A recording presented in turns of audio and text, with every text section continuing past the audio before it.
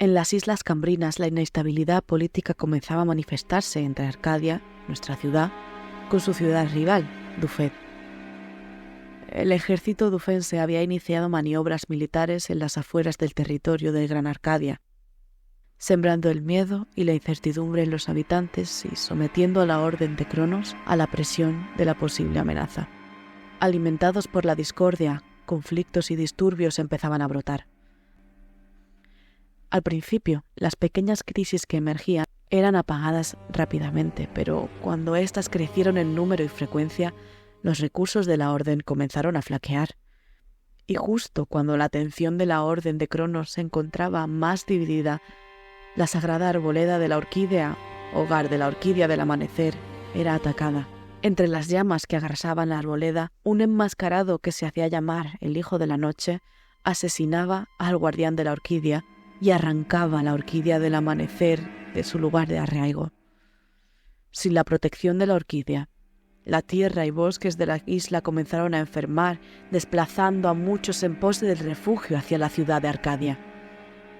Con la ciudad saturada y los recursos escasos, las fuerzas dufenses comenzaron su lento pero inexorable avance, menguando las fronteras de la provincia. La Guardia Mágica de Arcadia enlentecía el avance de nuestros enemigos, quienes contaban con una fuerza mucho mayor de lo esperado. Entre las filas del ejército dufense se encontraban los resquicios de las antiguas huestes del príncipe Azmodan, un demonio que fue sellado por los maestros Caecilius tiempo A.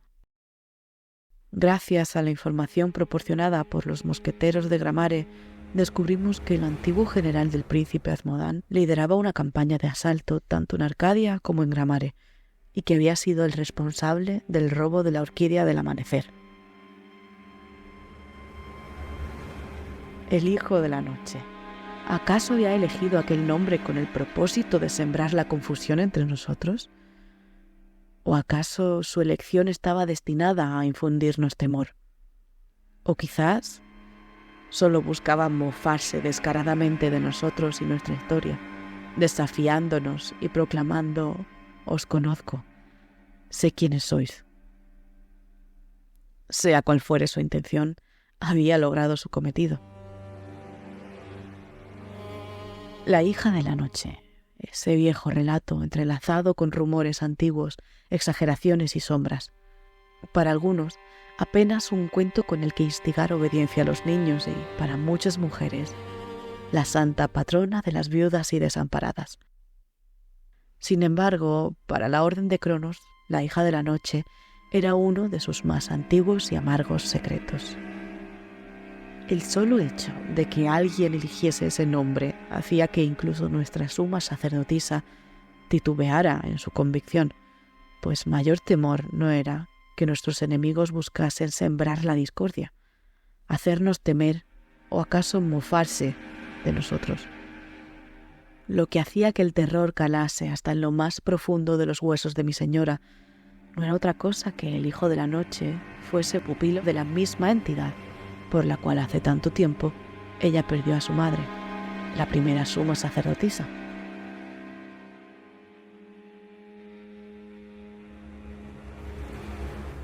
Por decreto de la suma sacerdotisa, la maestra Caecilius y su séquito fueron enviados a investigar los restos de la arboleda de la orquídea, y el maestro Parsad, junto a sus pupilos, partieron a Isla Dragón para poder ayudar a Lady Katrina, ya que la dama regente de Ericeia y descendiente del rey de Orio se encontraría cara a cara contra su hermano Ergón por el trono. Esperábamos que, ofreciendo nuestra ayuda al consejo regente, estos nos la retornarían, sentando ejemplo y haciendo seguir a los demás. No tuvimos dicha suerte. Mientras tanto, la maestra Caecilius y su séquito llegaban a la calcinada arboleda de la orquídea. El paso de las llamas había ennegrecido el vivaz verdor de la arboleda, marcando un camino con carbón y ceniza hacia el centro del bosque.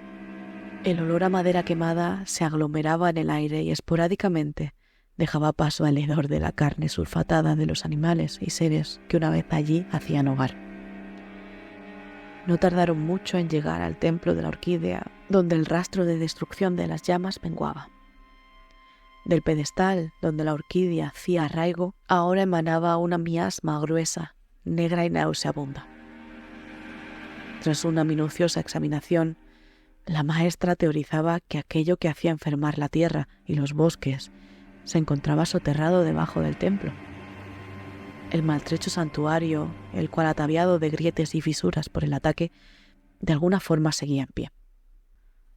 Eso hizo sospechar a la maestra Caecilius, que en un momento de ingenio buscó el muro más profundo e intacto del templo. A través de las escasas grietas que acomplejaban el arcaico muro, pudieron observar una vetusta y ostentosa entrada, conscientemente tapiada. Extraños glifos y runas se le aparecieron a la maestra. Sorprendida, los glifos mostraron a la maestra Caecilius cómo abrir las puertas. Con un sonido mecánico y pesado, la entrada se abrió, revelando en las profundidades un templo aún más antiguo que había sido lacrado y que rezumaba peste y miasma. La decoración y simbología indicaban que se trataba de un primitivo culto a la orquídea, pero la arquitectura, que no coincidía, señalaban a una época mucho anterior. Tras escasos pasos, se revelaban en las paredes, altares y estatuas los vestigios de una antigua masacre ocurrida a tiempo A. El culto a la orquídea del amanecer llevaba siglos en declive, con miembros escasos y sus prácticas poco a poco cayendo en el olvido. ¿Acaso la razón de su deterioro se escondía enterrada junto al templo? ¿Quién y por qué lo había sepultado? Las preguntas resonaban en la cabeza del séquito de la maestra, la cual poco a poco estaba uniendo las piezas del rompecabezas. Si su corazón estaba en lo cierto, ese era el templo donde la hija de la noche trató de ascender como idolón, forzando a las pobres gentes del culto como sacrificio. El mero pensamiento de haber descubierto su localización, uno de los pocos secretos de la Orden de Cronos que ni ella misma conocía, le colmaba de curiosidad a la par que un profundo y primordial terror, pues sin saberlo, habían roto el sello que mantenía contenida la maldición que la hija de la noche dejó antes de ser desterrada, que la orquídea del amanecer frenaba. Con intención de enmendar su error, la maestra Caecilius y su séquito se adentraron a las entrañas del templo para aplacar la maldición. De nuevo, extrañas runas y glifos aparecían y les guiaban hacia el final del templo. Las víctimas de la masacre que habían sido sacrificadas en el ritual y que como resultado fueron tornadas en estatuas, cobraban vida impía por la maldición e intentaban frenar el avance de la maestra y su séquito. Detrás de las últimas puertas selladas y rezumantes, yacían los restos de aquel maldito ritual. La miasma que ahogaba la sala se formó en una criatura corrupta que atacaba frenéticamente el pedestal donde su ama había sido desterrada mientras intentaba detener el paso de la maestra. El inusual comportamiento de la hedionda bestia hizo cavilar a Caecilius. ¿Era posible que el instrumento del fin de la hija de la noche yaciese atrapado también en el templo y que la última malhadada voluntad de la hija de la noche tratase de evitar que fuese recuperado? Derrotar a la miasma fue una ardua tarea que dejó miedo y consecuencia en su mente. Había experimentado en lo más profundo de su ser, si acaso un ápice del poder de la hija de la noche, sintiendo el terror y la angustia de aquellos que perecieron luchando contra ella. Pero al acercarse al pedestal, la maestra encontró un viejo, aunque familiar grimorio, deteriorado por los siglos y carcomido por el desgaste de la miasma. Como si de una saeta se tratase, la inspiración inundaba la mente de la maestra, comprendiendo que el ataque del templo y el robo de la orquídea no solo eran una estrategia militar para debilitar a la Orden de Cronos, pero también auguraban el retorno de la hija de la noche. En un momento de silencio, ella se juró restaurar y descifrar el grimorio, para que nadie más volviera a sentir el terror que la carcomía. Ella juró estar preparada. Y mientras, durante la contienda en Isla Dragón de Lady Katrina y aprovechando un momento de debilidad en la guardia del maestro Parsad, el hijo de la noche se manifestaba ante sus alumnos, corrompiendo la orquídea del amanecer El Hijo de la Noche usaba su magia, no para sanar, sino para alzar los cadáveres de los caídos en la batalla. Los pupilos de Parsad intentaron enfrentarse a él sin la protección de su maestro, y uno a uno fueron derrotados. Lleno de arrogancia, el Hijo de la Noche retiraba su máscara revelando el rostro de quien un día fue miembro de la Orden de Cronos, Livius el Anhelante. Los alumnos del maestro Parsad, agotados y malheridos, quedaron inmóviles ante la revelación, y si no hubiese sido por la inesperada presencia de Emereth el Arcano, mis compañeros no habrían podido huir con vida. El maestro Parsad, en su pragmatismo, no se denostó en la derrota de sus alumnos.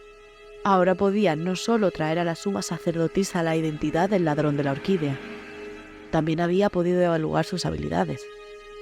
El estudio de los huevos de dragón había aportado a Parsad un conocimiento mágico nunca antes visto en la Orden, y en su soberbia y arrogancia tenía la certeza de que la magia dracónica que había empezado a comprender le daría ventaja.